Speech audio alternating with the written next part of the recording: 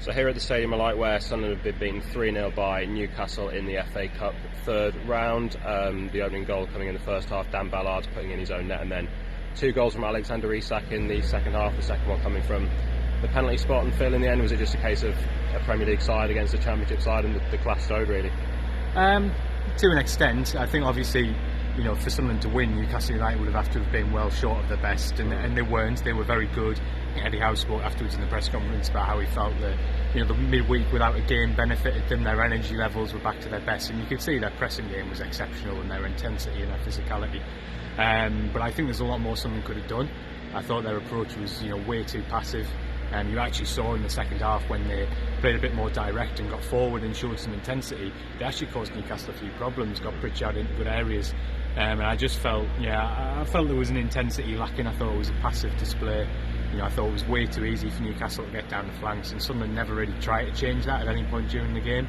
I think ultimately you're right, Newcastle's class told. But I thought Sunderland, I thought there was a lot more they could have done in the game, and I think they'll have a lot of regrets coming away about the level of their performance.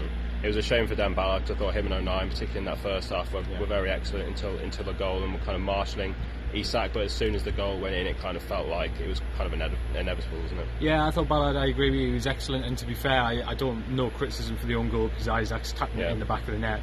I thought, second half, I thought maybe the disappointment and the frustration with the defeat got to him. And the penalty, it's a foul he doesn't have to make. It's just pure frustration, isn't it? And I'm sure that's something for him to go away and reflect on. But I agree with you. O'Nien, I thought, had a good game. I thought Dan Neil had a decent game, and I thought Aji Elise was pretty good at left back. Beyond that, I think a lot of players fell, well short of their best level, albeit against obviously a very strong opponent. And you asked Beale about it afterwards, about his substitutions. Had he waited all the way until the 85th minute before bringing Abdullah Bar on, and it just felt like Sunderland kind of let the game kind of slip away from them in that second half. Yeah, I thought they let it drift. And I can kind of understand Beale's point, which is when you look behind him, you've only got more inexperience on your bench. That's obviously a difficult opponent and a difficult occasion to go into.